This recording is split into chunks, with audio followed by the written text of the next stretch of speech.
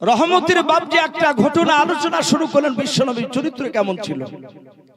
5000 লোক বাপজি সবাই কথা শুনছে। ডাক দিয়ে বলল, আমার বিশ্বনবীকে মক্কার লোকেরা থাকতে দেয়নি। নবীকে অত্যাচার করে আল্লাহর হুকুমে রাসূলুল্লাহ মক্কা ছেড়ে মদিনায় চলে গিয়েছিলেন। আমার বিশ্বনবীর বন্ধু আবু বকর বলে, আমি যখন রাসূলের সাথে মক্কা থেকে মদিনা যাচ্ছিলাম রাস্তা দিয়ে, নবী বেশ কিছুটা রাস্তা দৌড়ে যেতেন আর পেছন দিকে ঘুরে ঘুরে দেখতেন। নবী কাঁদছেন। বিশ্বনবীর বন্ধু আবু বকর বলছে, নবী আপনি সামনে যাচ্ছেন আর বারবার পেছন দিকে ঘুরে তাকাচ্ছেন, কাঁদছেন কেন? রাসূল বলছেন, আবু বকর রে, এটা আমার মাতৃভূমি।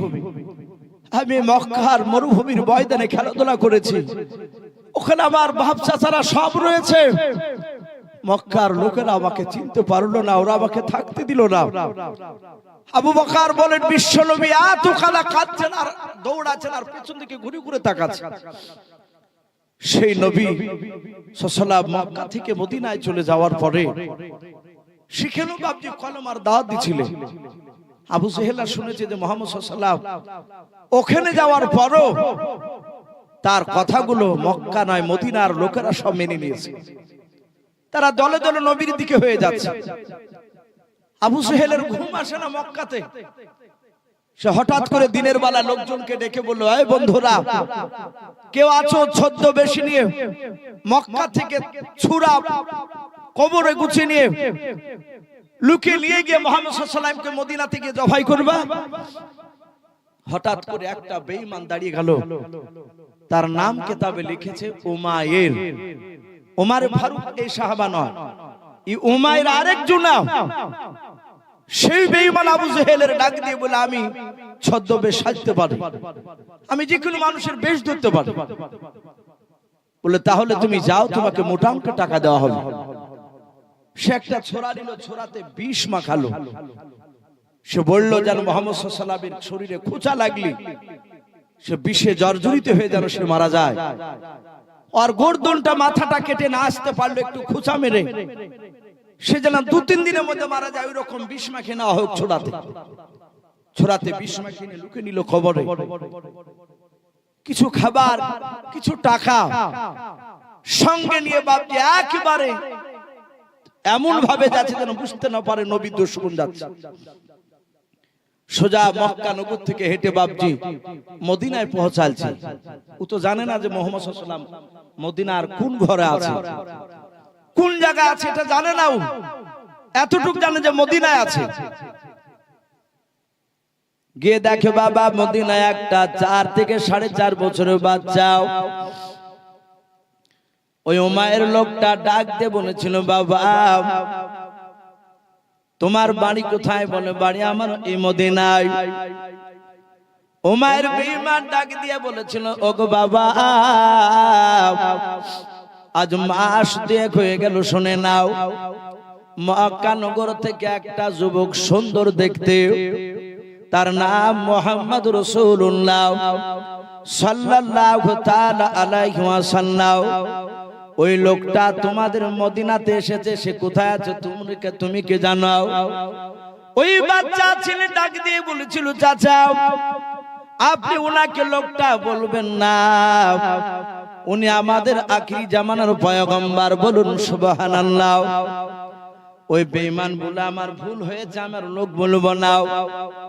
তুমি কি ওকে চিনো? বলে, হ্যাঁ চাচা চিনি, কিছুক্ষণ আগে ওনার দরবারে ছিলাম, ওনার এত মিষ্টি কথা আমার আব্বারা শুনছিলাম, আমরা শুনছিলাম, কিন্তু আমাদের দয়ার নবী বলেছেন, বাবা তোমরা খেলাধুলা করতে চলে যাও। তা আমরা অনেক বাচ্চা ছেলে বেরিয়ে খেলাধুলা করতে চলে এসেছি। ওমর বলল, বাবা কোথায় আছে তুমি বলতে পারবা? বলে, সামনের দিকে চলে যাও, সামনে গিয়ে মোড় পড়বে, ডান দিকে ঘুরে দেখবেন একটা মসজিদ, ওই মসজিদের নাম মসজিদ নববী। ওই জায়গায় আছে আমার বাপ চাচারা, প্রতিবেশীরা কথা শুনছে আল্লাহর নবীজির। বাচ্চা ছেলেটার দিকে কথা শোনার পর দেখলে এত সুন্দর, আমার উপকার করলো, এই বাচ্চাটাকে কিছু দেওয়া দরকার। পকেট থেকে 5টা টাকা বের করে বলল, বাবা টাকাটা নাও, কিছু খেয়ে ওকে নিও। বাচ্চা ছেলেটা হাত জোড় করে বলেছিল, চাচা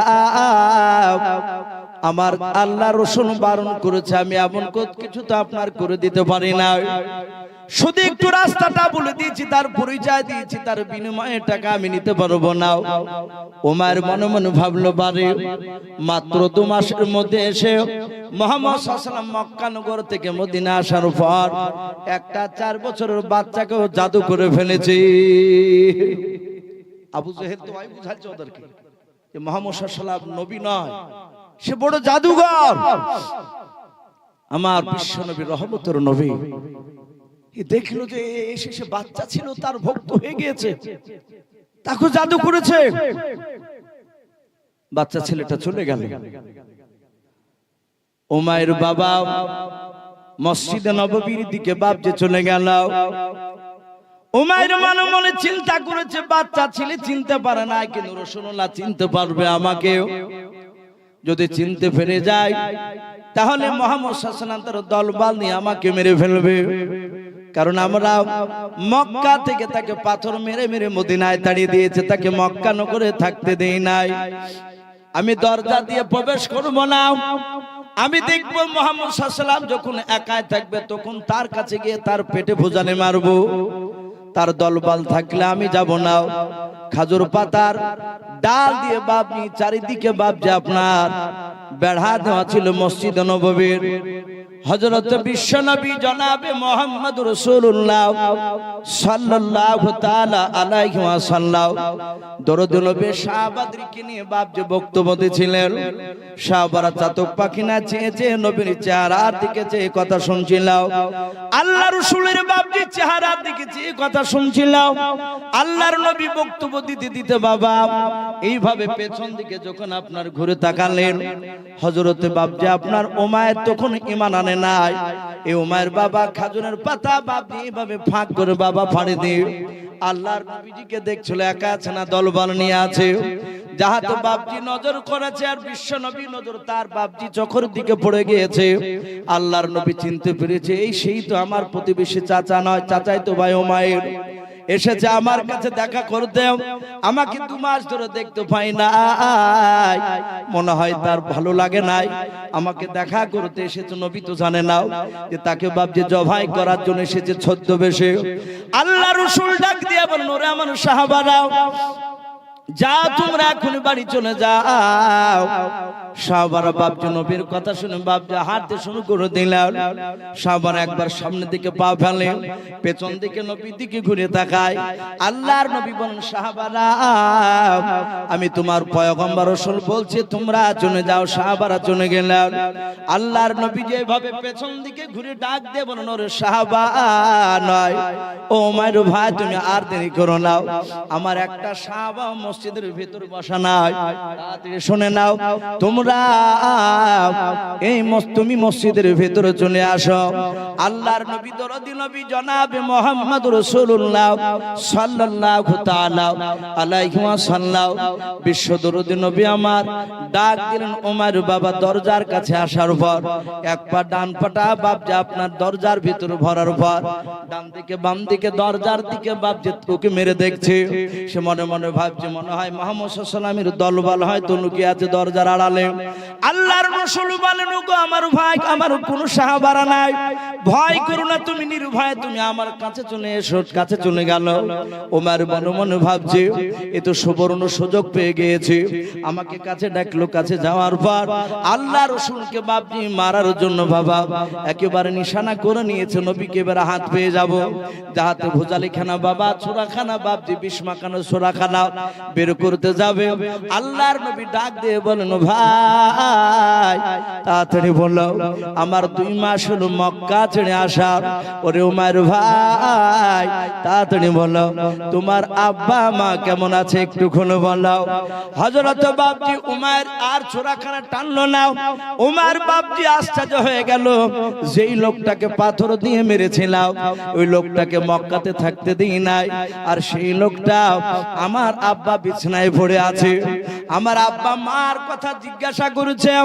আল্লাহ রাসূল ডাক দিয়া বলেন, ওরে আমার উমাইর ভাই, বলো পাড়ার অমুক চাচা কেমন আছে, অমুক ভাই কেমন আছে, অমুক খালামা কেমন আছে। বললাম উমাইর বাপজি রাসূলের চেহারা দিকে চেয়ে আছে, আর বাপজি ছোলাখানা টানতে পারলো না, আল্লাহর নবীজির ব্যবহার দেখে থাকতে পারলো না। উনি সঙ্গে সঙ্গে বাবা ছোলাখানা বের করে নবীজির কাছে বলছেন, হুজুর এই ছোলা দিয়ে আপনাকে না চিনার কারণে মারতে এসেছিলাম, আপনার বুকে ছোলা মারবো বলে মাথা কানা কেটে নিয়ে যাব বলে এসেছিলাম, ছদ্মবেশ ধরে এসেছিলাম। ওগো ভাই, চিনতে পেরেছে তুমি আখিরি জামানার রাসূল পয়গম্বর।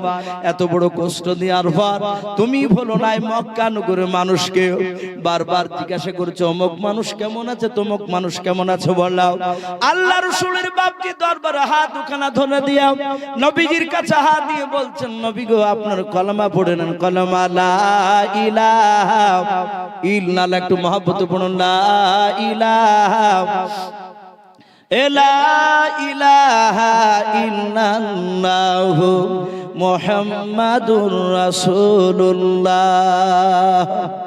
সাল্লাল্লাহু তাআলা আলাইহি ওয়াসাল্লাম। এইভাবে বাপজি রাসূলুল্লাহ 2 থেকে 3টে ঘটনা শোনালো। দাহিয়াতুল কলবি বাপজি কথাগুলো শোনার পরে ডাক দিয়ে বলল, তুমি কি উদ্দেশ্য নিয়ে এসেছো? বলে চিঠিতে তো লেখা আছে। বলে চিঠিতে আছে কলমা পড়তে বলেছে তোমার নবীজি। বিশ্ব নবী বললেন, হ্যাঁ কলমাটা। নবীর সাহাবা দাহিয়াতুল কলবি বললেন, এই কলমাটা আপনাকে পড়া লাগবে। 5000 লোক চিৎকার করে বলল, ওগো বাদশা নামদার, একে জবাই করে দেন। এত বড় স্পর্ধা, সে মদিনা থেকে বাহারাই নয়, এই রোম দেশে সম্রাটকে এসে বলছে যে কলমা পড়তে। আমাদের বাপদাদা ধর্ম বাতিল করে দিতে বলছে, কে জবাই করে দেন। দাহিয়াতুল কলবিকে জবাই করতে সবাই বলল। আর অমনি সম্রাট হেরাক্লিয়াস বলে, এই প্রজারাও সবাই চুপ করে বসে যাও, একে জবাই করতে হবে কি না হবে সেটা আমি চিন্তা ভাবনা করে দেখছি। সবাই চুপ করে যাও, কেউ কথা বলবে না, আমি এখন এর সঙ্গে কথা বলবো। সামনে বাপজি দাঁড়িয়ে আছে দাহিয়াতুল কলবি, ডাক দিয়ে বলল, তোমাদের নবী মদিনাতে জন্ম নিয়েছে? কোন পাড়ায়, কোন গ্রামে? দাহিয়াতুল কলবি ডাক দিয়ে বলেন, নবীজি মদিনায় জন্ম নেয়নি। বলে কোথায়? বলে তিনি জন্ম নিয়েছেন মক্কাতে, কুরাইশ বংশে। হেরাক্লিয়াস বলল, সে বেঁচে আছে? বলে হ্যাঁ। বলে সে আছে এখন বর্তমান কোথায়? বলে মদিনা। জন্ম কোথায়? বলে মক্কায়। বলে ঠিক আছে। বলে আমার প্রজারা, একে বাদ দড়ি দিয়ে, খাজুর গাছের ছোবার পাকানো দড়ি দিয়ে বাপজি দাহিয়াতুল কলবির হাত দুখানা ধরে, পা দুখানা ধরে বেঁধে ফেললো। বাদার পর বলল, বেশনায় 10টা যুবক সৈন্য দাঁড়িয়ে যাও। হেরাক্লিয়াসের 10টা সৈন্য দাঁড়িয়ে গেল। বলে হুজুর কি করতে হবে বলুন। বলে রোম দেশের বাজারে যাও। আপনাদের যেমন এই বালিঘাট ব্রিজটা একটা বেশ বাজার, আমাদের আপনাদের সকলের যেমন বহরমপুর আমাদের বড় বাজার।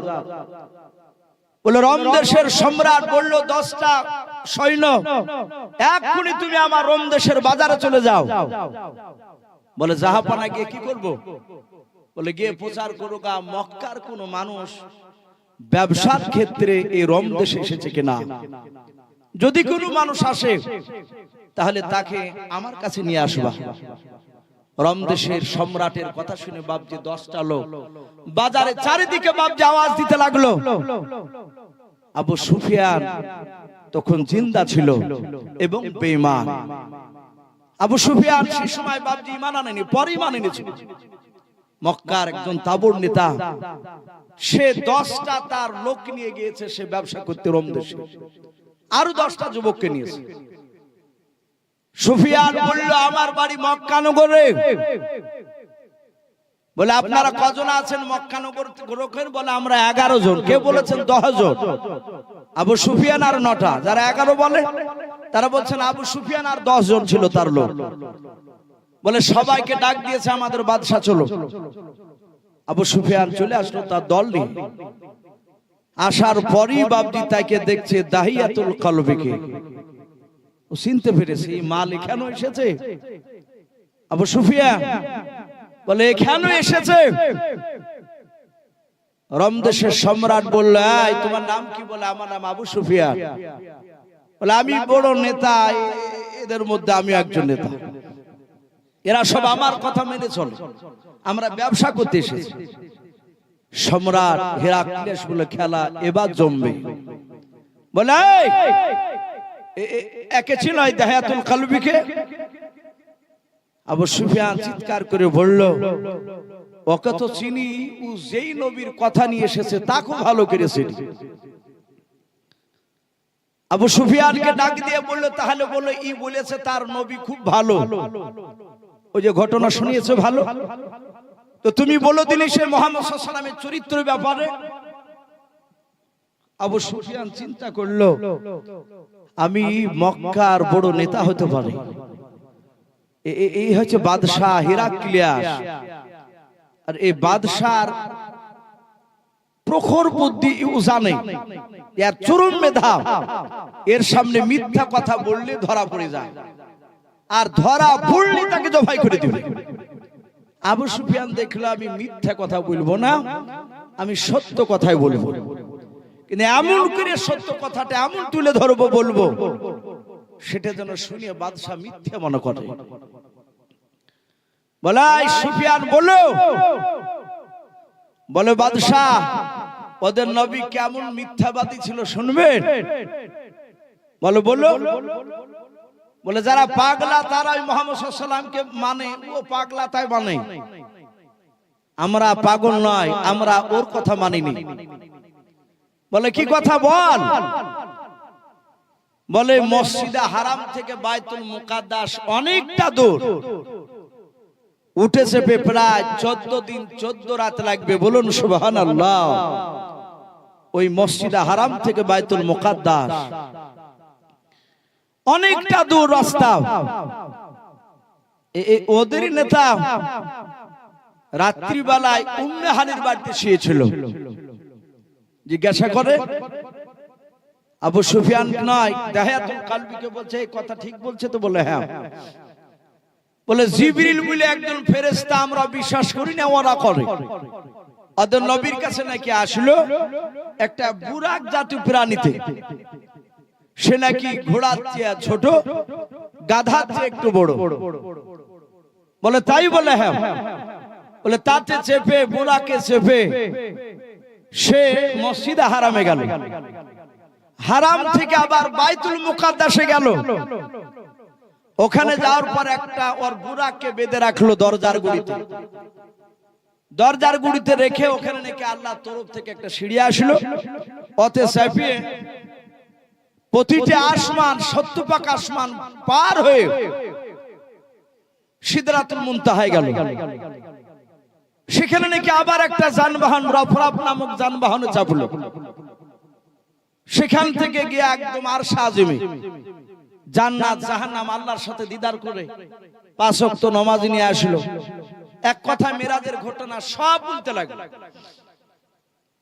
হে বাদশা নামদার, আবার 70 পাক আসমান নেমে এসে বাইতুল মুকাদ্দাস থেকে ঘোড়া ওই বুরাক নিয়ে আবার মসজিদে হারামে আসলো। ওখান থেকে আবার উম্মে হানির বাড়ি গেল। অথচ এতটা রাস্তা গেল, আসমান পাড়ি দিয়ে গেল, কিন্তু একটা লোকে কেউ টের পেল না, জানতে পারলো না। এই কথাকে বিশ্বাস করেন আপনি? বাদশা বলল না, পুরা মিথ্যা কথা, তা কি করে হতে পারে? আমার বিশ্ব নবী যখন মিরাজের ঘটনা বলছিলেন, আবু জেহেল, উতবা, সাইবা, আবু সুফিয়ান এরা মসজিদে দেওয়ালে কান লেগে কথাগুলো শুনছিল। যাহাতে নবীর মেরাজের ঘটনা আলোচনা হলো, রাতে দেখেছে সকালবেলায় সাহাবাদের সামনে ফরজ নামাজ পড়ে আলোচনা করছে। আবু জেহেল ঢুকে গিয়ে বলে, এই ভাতিজা, এই মিথ্যা কথা বলা জায়গা পাও না। নবীজি বলেন কেন? আমি কি মিথ্যা কথা বললাম বলে? তুমি এই মসজিদে হারাম থেকে বাইতুল মুকাদ্দাস গেলে এতটা রাস্তাতে কারোর সাথে তোমার দেখা হয়েছে? মক্কার কোন লোকের সাথে? নবীজি বললেন দেখা হয়েছে। বলুন সুবহানাল্লাহ। আবু জেহেল বলল কার সাথে দেখা হয়েছে? বলে বাইতুল মুকাদ্দাস থেকে প্রায় 15-16 কিলোমিটার দূরে মক্কা নগরের খাজরা বংশ থেকে 12টা লোক বাইতুল মুকাদ্দাসে এলাকায় ব্যবসা করতে গিয়েছিল। তারা আসছিল আর আমি যাচ্ছিলাম জিবরিলের সঙ্গে। এই আবু জেহেল, আমার গত রাত্রের কথা যদি, আজকের এই গত রাত্রের কথা যদি আপনার অবিশ্বাস হয়, আপনি তাদেরকে জিজ্ঞাসা করবেন, আমি তাদের সাথে কথা বলেছি। বলুন সুবহানাল্লাহ। আবু জেহেল বলল আসতে সময় কতটা লাগবে? বলে আজ থেকে নিয়ে পাকা 14 দিন লাগবে আসতে। আবু জেহেল 14 দিন ধরে অপেক্ষা করার পর ওই লোকদের কাছে গিয়েছে। বলল ভাই, আজ থেকে নিয়ে 14 দিন আগে কে বাইতুল মুকাদ্দাসের রাস্তায় যেতে গিয়াও তোমাদের সঙ্গে কি মুহাম্মদ সাল্লাল্লাহু আলাইহি ওয়াসাল্লামের দেখা হয়েছিল? বলাও। ওই 12 জনের ডাক দিয়ে বলেছিল, ভাই শুধু দেখা হয়েছে তা না, ওই মুহাম্মদ সাল্লাল্লাহু আলাইহি ওয়াসাল্লাম আমাদের সঙ্গে দাঁড়িয়ে কথা বলেছে। বলুন সুবহানাল্লাহ। এত বড় প্রমাণ পাওয়ার পর আবু জেহেল বেঈমান বাপজি নবীর উপর কলমা পড়ে নাই। আল্লাহর নবী জনাবে মুহাম্মদ রাসূলুল্লাহ সাল্লাল্লাহু তাআলা আলাইহি ওয়াসাল্লামের কথা বাপজি আবু সুফিয়ান আলোচনা করলো মেরাজের। আবু সুফিয়ানের কথা শুনে হেরাক্লিয়াস তার 5000 বাপজি বেঈমানেরা সবাই মিলে বলল, বাদশাহ প্রথমে বলেছিলাম একে জবাই করে দেন, একে বেঁচে রাখবেন না, কিন্তু আপনি বলেছেন আমি চিন্তা ভাবনা করে আমি করব। ও বাদশাহ নামদার, এত বড় জাতির নবী মিথ্যা কথা বলতে পারে? এর কথা কি নবী বলে মানা যায়? কলমা কি মানা যায়? বলে দাও। বাদশাহ বলল না না, এর কথা মানা যাবে না। আবু সুফিয়ান বাবা এইভাবে তার 10টা লোক নিয়ে বাপজা হাত তালে মেরে বাপজা আনন্দ করতে লাগলো। আবু সুফিয়ান বলল, বাদশাহ নামদার আপনি দাহিয়াতুল কলবিকে জিজ্ঞাসা করো, আমি কথাটা বানিয়ে বলেছি না, জিজ্ঞাসা করুন মিথ্যা বললাম কি? আমার বিশ্ব নবীর সাহাবা দাহিয়াতুল কলবির কাছে আঙ্গুল দিয়ে ইশারা করে বললেন, হেরাক্লিয়াস আল্লাহর নবীর সাহাবা ডাক দিয়ে বলেছিল, নগো বাদশাহ নামদার আবু সুফিয়ান নবীর মেরাজের যে ঘটনা আলোচনা করেছেন শুনে নেন, চুল পরিমাণ মিথ্যা কথা বলে নাই। বলুন সুবহানাল্লাহ। আবু সুফিয়ান হাত তালে মেরে বলল, বাদশাহ আমি একজন বড় নেতা মক্কার, আমি মিথ্যা কথা বলি নাই, তাই বলে এরা আমার কথা মোতাবেক তারা চলে। বলো বাদশাহকে জবাই করে দেন, ওকে বেঁচে রাখবেন না। আবু সুফিয়ানের কথা শুনে 5000 লোকের কথা শুনে একমত হয়ে গেল। হেরাক্লিয়াস বলে ধরে নিয়ে সামনে জবাই করতে হবে। জাহাত বাপজি জল্লাদেরা জবাই করতে যাবে। ওই সময় বাবা হেরাক্লিয়াসের দরবারে 5000 লোকের মধ্যে থেকে বাবা পেছন দিকে একটা বৃদ্ধ মানুষ প্রায় বাপজি 100-র উপরে বাপজি বয়স হয়েছিল। কোন মুফাসসিরিন কিরাম লিখেন 93 পর্যন্ত বাপজি বয়স হয়েছিল। এক কথা বৃদ্ধ মানুষ, ওই বৃদ্ধ মানুষটা পেছন দিক থেকে ডাক দিয়ে বলেছিল, বাদশাহ খবরদার আপনি এই দাহিয়াতুল কলবিকে জবাই করবেন না। বাদশাহ এইভাবে মুখটা ফিরে নিয়ে বলল, কেন জবাই করব না? বলে বাদশাহ নামদার আবু সুফিয়ান যে মেরাজের ঘটনা আলোচনা করল এটা বারহাক সত্য। জোরে বলুন সুবহানাল্লাহ। ডাক দিয়ে বলল, তুমি কি দেখেছো? বলে না।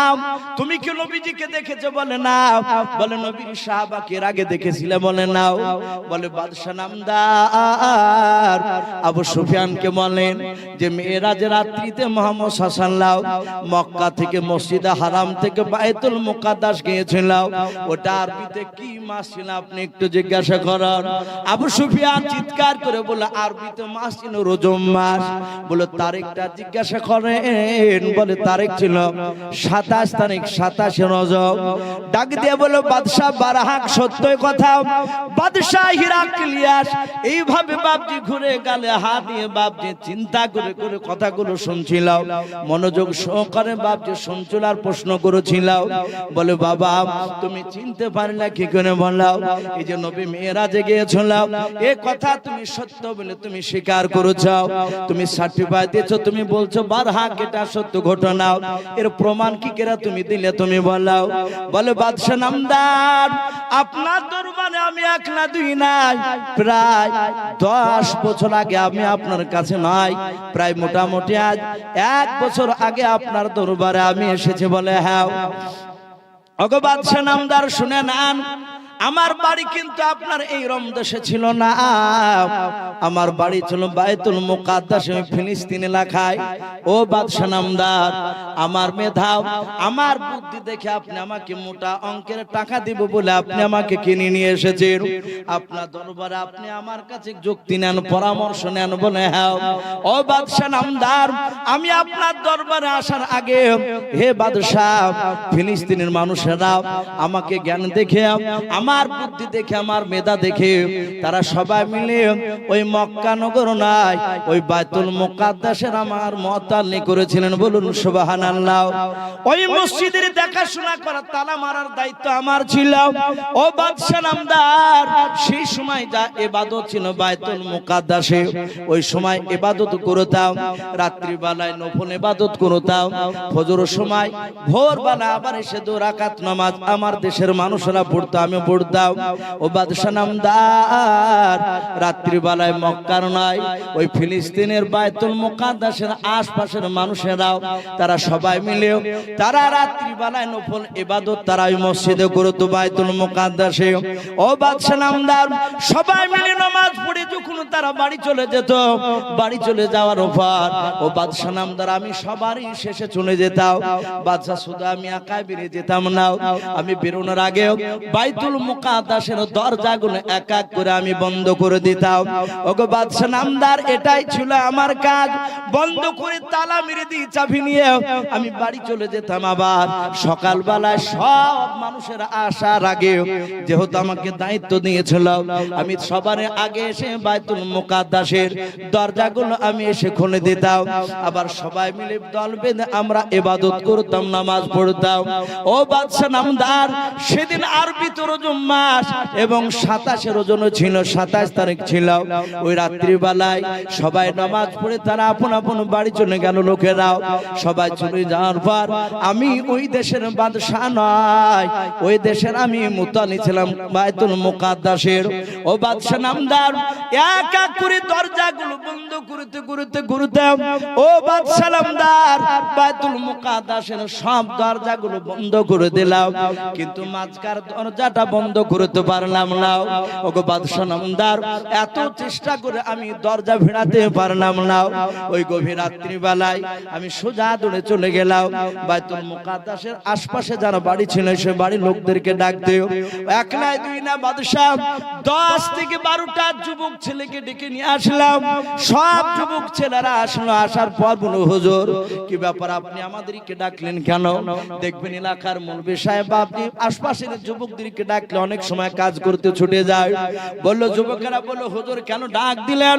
বলল যুবক বাবারাও এই দরজা খানা লাগাতে পারি নাই, দরজা সবগুলো বন্ধ করা হয়েছে, কিন্তু মসজিদে বাইতুল মুকাদ্দাসের মাঝখানে দরজা লাগানো যায় না। যুবকেরা ধাক্কা দিয়ে দরজাটা তোমরা বন্ধ করে দাও। হে বাদশা রমদেশের হেরাক্লিয়াস বাদশা 10 থেকে 12টা যুবক সবাই মিলে ধাক্কা মারতে লাগলাম। বাদশাহ এত জোরে শক্তি ব্যয় করলাম ওই দরজাটা চুল পরিমাণ হিলাতে পারলাম না। ওগো বাদশা নামদার ওই দরজা না হয়ে যদি কোনো পাহাড় কি যদি ধাক্কা মারা হতো আমার মনে হয় পাহাড় খানা লড়ে যেত। এত যুবকরা ধাক্কা দিয়েছিল কিন্তু পারা গেল না। যুবকেরা ডাক দিয়ে বলেছিল হুজুর আমাদের মনে হয় ধারণা ছাদ নিচু হয়ে দরজাতে চাপা লেগে গিয়েছে, চাপ লেগেছে, তাই জন্য দরজা হিলে নাই।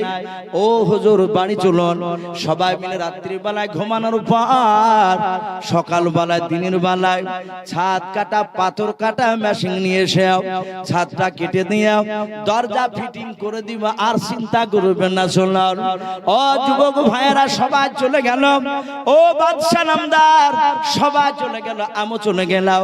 দরজা খোলায় থাকলো, দরজা লাগাতে পারলাম না, একটা দরজাও। আমি রাত্রি বেলায় বাড়ি চলে গেলাম। ও বাদশা নামদার, আমার অর্ধাঙ্গিনী বিবির সঙ্গে আলোচনা করলাম ব্যাপারটাও। আমার বিবি বলল দরজা লাগাতে পারেন না, বলে না। ও বাদশা নামদার, আমার স্ত্রী সে সময়কার একটু পরেজগার ছিল, দিনদার ছিল। আমার বিবি কথা শুনে বলেছিল, ও আমার প্রাণের স্বামী, আমার ধারণা, আমার চিন্তা মনে হয় সারা পৃথিবীর মহামানব, আল্লাহর সবচেয়ে দামি মানুষ মনে হয় আজকে রাত্রিবেলা আমাদের মসজিদে আসবে। বলুন সুবহানাল্লাহ। হয়তো ইবাদত করতে আসবে, কিন্তু আমার বিবির কথা আমি কর্ণপাত করলাম না, বিবির কথাকে আমি মানলাম না, কিন্তু বলো ওটাই শুনলাম। ও বাদশা নামদার, সকালবেলা এসে দেখলাম এই যে আবু সুফিয়ান আলোচনা করে বললাম যে ওই দরজার গণিতে একটা বুরাক বাঁধা ছিল, নবী বুরাক বেঁধেছিল, আসমান থেকে সিঁড়ি এসেছিল, তাতে নবীজি চেপে গিয়েছিল। ও বাদশা নামদার, রাত্রির বেলা যখন দরজা লেগেছিল না, ওই দরজার গুড়িতে কোনো পাথরও ছিল না। ও বাদশা নামদার, সকালবেলা এসে দেখলাম দরজার গুড়িতে একটা পাথর পড়ে আছে, ওই দরজার গুড়িতে যে দরজাটা লাগাতে পেরেছিলাম না। ও বাদশা নামদার, ওই দরজার গুড়িতে যে পাথরটা পড়েছিল, ওই পাথরটা ছিল ছিদ্র করা পাথর, ফুটো করা পাথর। ওগো বাদশা নামদার, আমি পাথরটা চারিদিকে লক্ষ্য করে দেখলাম, মনে হলো কোন জানোয়ার এখানে বাঁধা ছিল, পায়ের ছাপ ছিল, কিন্তু বুঝতে পারলাম না কোন জানোয়ারের ছাপ। ও বাদশা নামদার, শুনে নেন, আমাদের মনে হয় ওই দিনকে বিশ্ব নবী জেগে গিয়েছিলেন। বলুন সুবহানাল্লাহ। হেরাক্লিয়াস কথাটা বাপজি শোনার পরে বলে, এটা তুমি নিজ চোখে দেখেছো? বলে হ্যাঁ। সঙ্গে সঙ্গে বাপজি হেরাক্লিয়াস তার দলবল নিয়ে কলমা পড়ে মুসলমান হয়ে গেল। বলুন সুবহানাল্লাহ। বাপজি আমার বলার উদ্দেশ্যে যে সাহাবায়ে কেরাম রাদিয়াল্লাহু তাআলা আনহুম আজমাইনরা, তারা কত কষ্ট করে তারা বাপজি কলমার দাওয়াত দিতে গিয়েছেন। এমনি এমনি বাপজি কলমা আমাদের কাছে আসে না। বাপজি প্রায় রাত্রে আপনার 12:30 বাপজি বাজতে চললো, আর 2-3 মিনিট বাকি আছে। রাত্রি আমার শামিউল ভাই বলছিলেন 12টা থেকে 12:30 পর্যন্ত আলোচনা হবে। তো ভাই যাই হোক, আমি অনুরোধ করব যে সব বাপজি ভাইরা বসে আছে, আমি সকলকে বলবো আমরা 5 ওয়াক্ত নামাজ পড়বো। বলুন ইনশাআল্লাহ। 5 ওয়াক্ত নামাজ, বাপজি নামাজ ছাড়া কোনো গতি নাই। যে সব যুবকরা জালসা দিয়েছো যুবক ভাই, আমি জানি না সবাই এখানে আছে কিনা, আমি শামিউল ভাইকে বলবো, ভাই তোমরা যারা কমিটি আছো যুবক, তারা এসে যদি বসে যাও, আলহামদুলিল্লাহ একটু দোয়া হবে। আমরা সকলেই একটু দোয়ার আশায় বসে আছি। বাপজি রাত্রি 12:30 মানে বিরাট রাত্রি, সেই মাগরিবের নামাজ 5টার পরে বাপজি ওয়াক্ত এসেছে। আরে 12:30 মানে বিরাট ব্যাপার। তো যাই হোক, আমি আর লম্বা চড়া করব না। আমি শেষের বেলা একটা কথা বলবো। বাপ, দেশের পরিস্থিতি বাপজি ভালো নাই, শিক্ষিত অশিক্ষিত সবাই জানছে। আমরা ভারতবর্ষের মুসলমানদের অবস্থা খুবই খারাপ। এই জন্য বলবো বাপজি, আমরা দলাদলি বাপজির দিকে যাব না। আমি প্রায় জায়গায় বলি, আমরা ঝামেলা করতে বাপজি যাব না। যে নমাজ, যে বাপজি নাভির উপরে হাত বাঁধছে সে পুরোক্কা। হ্যাঁ, যদি কাউকে যদি আপনার বলার থাকে, কাউকে যদি আপনার বলার থাকে, আপনি তাকে মহব্বত দিয়ে, চরিত্র দিয়ে তাকে পার্সোনাল আপনি বুঝান। মাইকে এসে বাপজি ঝামেলা কথা, বিতর্কমূলক কথা আলোচনা না করাই ভালো। এই কথাগুলো বাপজি হলে মিডিয়া হয়, এতে বাপজি অনেক সময় অমুসলিম ভাইরা হাসে। দেখ মুসলমানের মধ্যে মিল নাই, ওদের মধ্যে ঝামেলা শুরু হয়েছে। এই জন্য বাপজি আমরা সবাই দেখবো কলমা পড়া ভাই কিনা, সে বেরেলি, হানাফি, ফারাজি, দেওবন্দি, তাবলিগি যাই হোক না কেন, আমরা যদি বুঝতে পারি যে মুসলমানই কলমা পড়ে, আমরা সালাম দেওয়া দিয়ে করবো। বলুন ইনশাআল্লাহ সালাম দিবেন বাপজি, রাগ করবেন না। এখন মানুষ টুপি দেখে, রুমাল দেখে সালাম দেওয়া দিয়ে হয়েছে, রাগ করে চলে যাচ্ছে। রাগ করবো না বাবা, আপনি এতটুকু মনে রাখবেন, আপনি যাকে সালাম দিচ্ছেন না আপনার পাড়ার লোক, হয়তো প্রতিবেশী সে লোক হবে। আচ্ছা, সেই লোকটা মরে গেলে কি মাটি দিতে যান না? কথা বল। ফারাজি লোক মরে গেলে মাটি দিতে যায় না? হানাফি, হানাফি মরে গেলে তো ফারাজিরা মাটি দিতে যায়। তাহলে মাটি দিতে যে বাপজি আমাদের ওখানে কোনো ঝামেলা নাই। আমরা কেন জিন্দা অবস্থায়, কেন বাপজি আমরা কেন ঝামেলা করতে যাব? আমরা ঝামেলা করতে যাব না বাপ। আমরা ইনশাআল্লাহ আমরা কাউকে যদি কোনো কিছু বলার থাকে তাকে পার্সোনাল রেখে তাকে সেইভাবে বোঝানোর চেষ্টা করব, সে যেন আপনার ব্যবহারে যেন সে আঘাত না পায়। আল্লাহ রাব্বুল আলামিন আমাদের সকলকে কোরআন এবং সুন্নাত মাফিক আমল করার তৌফিক দান করুন। বলুন আল্লাহুম্মা আমিন, আল্লাহুম্মা আমিন।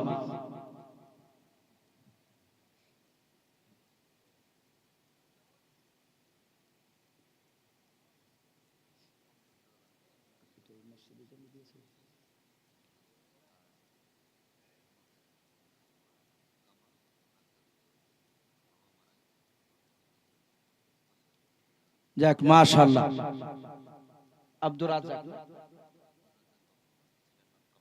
কামাল উদ্দিন তার ওর আব্বার নামে, এটা আদায় জালসানায় ভাই। তবু মানুষ মহব্বতে কিছু টাকা দিয়েছেন দেখলাম মসজিদে। আবার ৫,০০০ টাকা আব্দুর রাজ্জাক মৃত, ওনার ছেলে কামাল উদ্দিন, উনি ৫,০০০ টাকা দিয়েছেন, দোয়া চেয়েছেন। আমরা দোয়া করি আল্লাহ রাব্বুল আলামিন তার আব্বাকে জান্নাতুল ফেরদাউস নসিব করুন। বলুন আল্লাহুম্মা আমিন। আর একজন উস্তিয়াতে বাড়ি, সুফিয়া, সুফিয়া, সুফিয়া বিবি, স্বামী বাবু, স্বামী বাবলু ১৫০০ টাকা দান করেছেন মসজিদে। ওনার ছেলে মারা গিয়েছে, ছেলের উদ্দেশ্য করে দোয়া করি আল্লাহ রাব্বুল আলামিন তার সন্তানের কবর আযাবকে মাফ করুন। বলুন আল্লাহুম্মা আমিন। আমরা ইনশাআল্লাহ যারা এই যে টাকাগুলো ৫০০, ১০০, ২০০ করে হয়তো কেউ দিয়েছে, এই টাকাটা রেখে দেন মসজিদের জন্য, এগুলো দিয়েছেন স্বইচ্ছায়, ওনাদের জন্য বাপজি দোয়া হবে। আমরা সকলেই একবার দুরুদে ইব্রাহিমটা পড়ে নিই। আল্লাহুম্মা সাল্লি আলা মুহাম্মাদি ওয়া আলা আলি মুহাম্মাদ কামা সাল্লাইতা আলা ইব্রাহিম ওয়া আলা আলি ইব্রাহিম ইন্নাকা হামিদুম মাজিদ। আল্লাহুম্মা বারিক আলা মুহাম্মাদি ওয়া আলা আলি মুহাম্মাদ কামা বারাকতা আলা ইব্রাহিম ওয়া আলা আলি ইব্রাহিম ইন্নাকা হামিদুম মাজিদ। সাল্লাল্লাহু তাআলা আলাইহি ওয়াসাল্লাম। ভাই আমরা তওবা করে নি, এক্ষুনি দোয়া হবে। যারা বেটা ছেলে যারা দাঁড়িয়ে আছে, সিরাজুল সাহেব ২০০০ টাকা, মাশাআল্লাহ, আল্লাহ তার দানকে কবুল করুন। এক্ষুনি দোয়া হবে ভাই। আমরা সকলে একবার তওবা করে নি ভাই। আস্তাগফিরুল্লাহ রাব্বি মিন কুল্লি যামবি ওয়া আতুবু ইলাইহি লা হাওলা ওয়ালা কুওয়াতা ইল্লা বিল্লাহি আলিয়্যিল আযীম। আরেকবার পড়ুন আস্তাগফিরুল্লাহ রাব্বি মিন কুল্লি যামবি ওয়া আতুবু ইলাইহি লা হাওলা ওয়ালা কুওয়াতা ইল্লা বিল্লাহি আলিয়্যিল আযীম। বাপজি এক্ষুনি দোয়া হবে। ছেলেরা আলহামদুলিল্লাহ বেশ তারা চলে এসেছে। চা দিছো ভাই, একটু চাটা বন্ধ করে দিয়ে দোয়ার পরে আবার দিবা যারা বাকি আছে। ভাই চা যখন নিয়ে এসেছে, যারা এখনো পৌঁছে না হয়তো হয়নি দোয়ার কারণে, তারা দোয়ার শেষে চা খেয়ে বাড়ি যাবেন ইনশাআল্লাহ। ভাই এক্ষুনি দোয়া হবে। আমি একটা কথা বলি, এই শামিল ভাইয়ের উৎসাহ আছেন ওনারা, আমিও একটা মাদ্রাসায় বাপজি পড়া, ধনাইপুর রুহারপাড়া বলে একটা মাদ্রাসা আছে নদীর ধারে, ওই মাদ্রাসায় পড়ায়। আপনারা বেশ আমাকে খুবই ভালোবাসেন, এই গ্রামের মানুষ। কয়েকবার নিয়ে আসা হলো, জানি না আগামীতে আল্লাহ কতবার নিয়ে আসা হবে। তো যাই হোক, রমজান মাসে হয়তো কোনো সময় বাপজি ওই মাদ্রাসা থেকে হয়তো আসতে পারে আপনাদের কাছে। মাদ্রাসা যেহেতু বিদেশে ছিলে তাদেরকে খাওয়ানো হয়, যেমন চন্দ্রহাট বড় একটা মাদ্রাসা আপনাদের, আমাদের ওখানেও বেশ কিছু ছিল বোর্ডিং এ খায়। তো যাই হোক, যেহেতু বাপজি এটা আদায় জালসানায়, তো আলহামদুলিল্লাহ আপনারা যথেষ্ট মসজিদে দিয়েছে আদায় জালসানা। তা আমি বলবো যে সব বাপজি ভাইয়েরা আছেন, মা বোনেরা যারা